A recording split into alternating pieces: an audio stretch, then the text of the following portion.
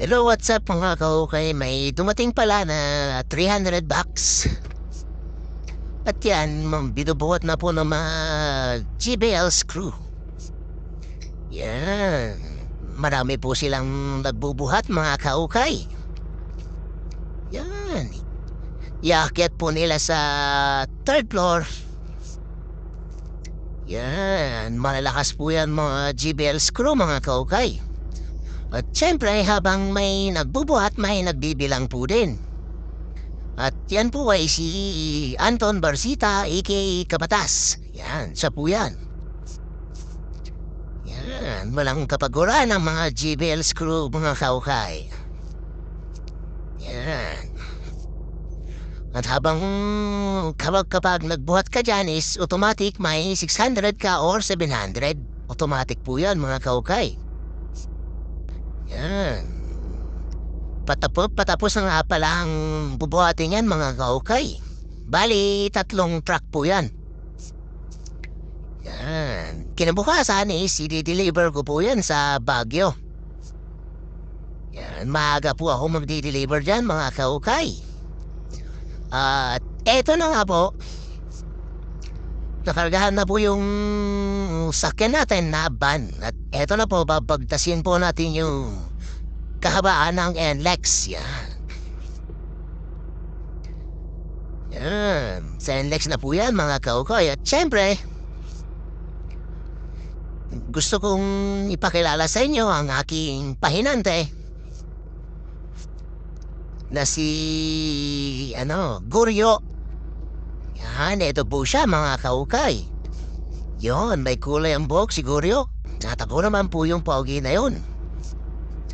Yan, at sa hindi inaasahang pagkakataon is na-traffic po tayo sa may Pulilan. At habang traffic, may naispatan po akong nagpo-food trip sa ilalim ng tulay. Yan. Yun po sila. Alauna po yan ng tanghali. Kaya kumakain na po sila. Shout out sa inyo mga kuya. At kaya pala traffic mga kaukay is may nagkarambola po. Yan. Isang pickup at isang L3. Yan, nayupi po sa harap yan at sa likod. Yun, sakay niyo po yun na sa unahan. At siyempre pagkatapos ng traffic is mahaba-habang biyahe na naman sa NLEX. At papasok na po tayo ng EasyTex mga kaukay. Yan. Papasok na po yan ng EasyTex mga kaukay. Yan. Welcome to EasyTex. Sa mga katulad kong biyahero, ingat-ingat po tayo lagi kasi hindi natin alam yung disgrasya. Yan, nasa EasyTex na po tayo mga kaukay. Yun nga pala yung ginagawa na yan is Skyway din po yan mga kaukay. Yan, papunta na po tayo ng Norte. Yan. Kasi nga sa Baguio tayo magdi-deliver. Siyempre matadaanan po tayo natin yung mga toll gate. Di naman po tayo makakalabas ng toll gate kung hindi tayo magbabayad. Yan. Pero syempre, naka-easy trek po tayo.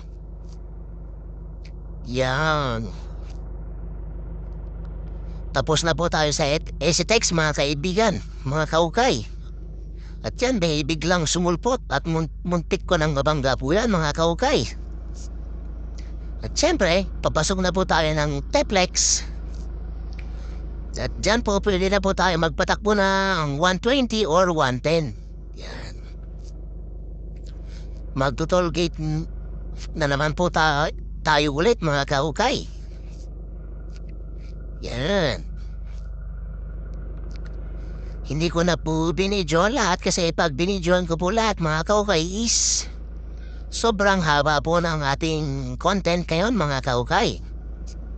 Kaya sa mga nanonood, pagpasensyahan nyo na kasi ganito lang po talaga yung kaya natin. Yan. At nag-request nga pala yung si Goryo na bibili kami ng chichirya.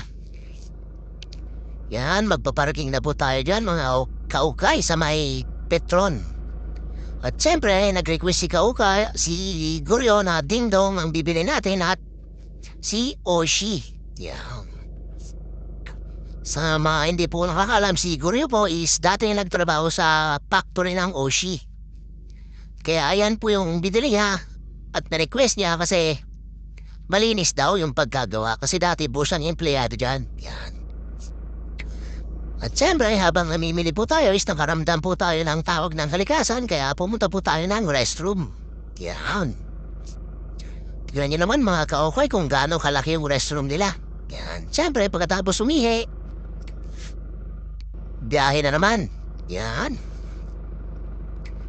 Ingat-ingat ulit pag nabibiyahe tayo mga kaokay. Lalo na sa mga katulad kong driver. At yan. Nandito na nga papulo tayo sa may Rosario. Patapos na po yan ng dulo na po ng Teplex yan.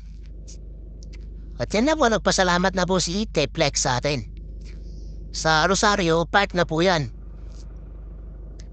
Bali, papasok na po tayo na Baguio Bayat Cannon Road. Sa mga hindi pa po nakakalam is open na po yung Cannon Road. At syempre, bago kayo dumaan dito is check niyo muna yung mga gulong nyo, brakes.